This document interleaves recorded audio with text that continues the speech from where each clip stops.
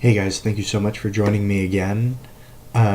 Today we are going over James chapter 1, section 2, and I just reread through it, read over my notes, and this is just amazing.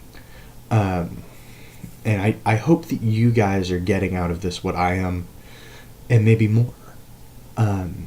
That'd be phenomenal if this is reaching anybody, but if not, that's okay too. And I want to go over why I say that by going through this chapter. In this section, he's talking about listening and doing. He opens with, "My dear brothers, take note of this.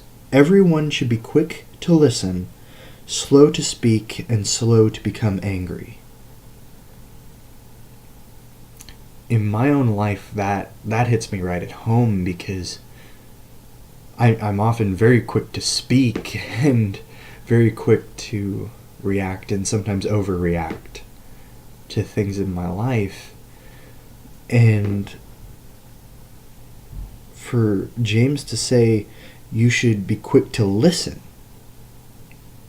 and slow to speak and slow to anger, that's a huge just wake-up call to me right off the bat.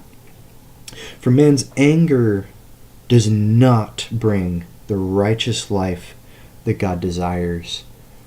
Why should you do these things? Because it's not God's will. God's will is that you live a righteous life. And he continues in what that might look like. Therefore, get rid of all moral filth and the evil that is so prevalent, and humbly accept the word planted in you, which can save you. Get rid of these meaningless things. Get rid of this idea that the world around you can help you at all, and instead take in the word that is already implanted in you and live it out. Do not merely listen to the word, he continues, and so deceive yourself. If you just listen, if you just sit in church, if you just read this book, you're going nowhere.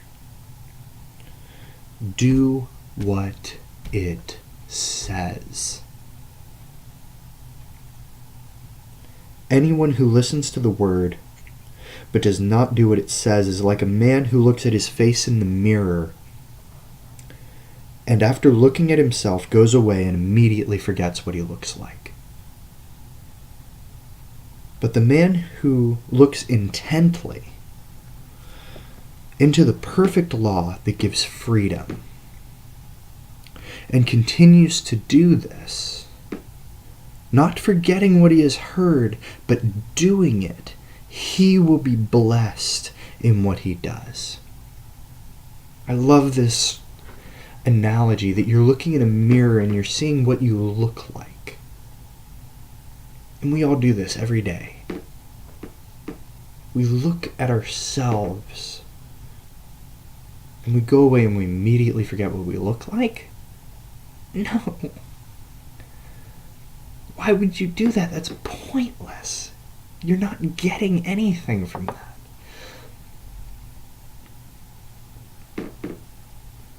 But if you do not forget the word and you live it out, you look intently into the perfect law that gives freedom, not forgetting what you've heard, you will be blessed.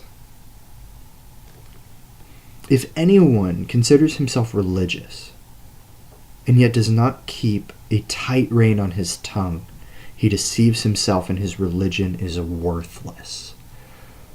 This hit me hard. Because for me, that's so difficult, trying to rein in everything that you say and do and think. And religion, that's such a heavy word now. Religion to many people is the idea of trying to control people through a set of beliefs. And I would agree with that definition. But here he's not talking about religion as in that context. He's talking about religion as in a way of thinking. If you consider yourself religious in the way of thinking of Christianity, and you don't have a tight hold on your tongue and what you say, then you're a hypocrite and what you say is worthless. What you believe is worthless. Religion that God our Father accepts as pure and faultless is this: to look after orphans and widows in their distress, and to keep oneself from being polluted by the world.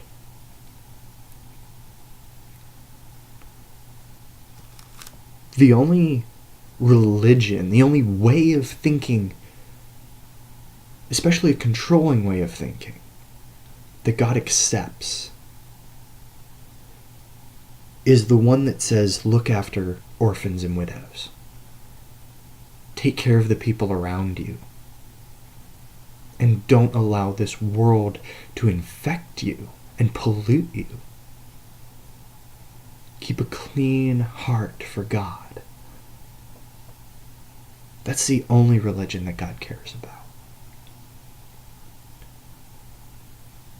And my pastor put it perfectly this last week. He said Christianity can be simplified into two things. Two simple two-word phrases.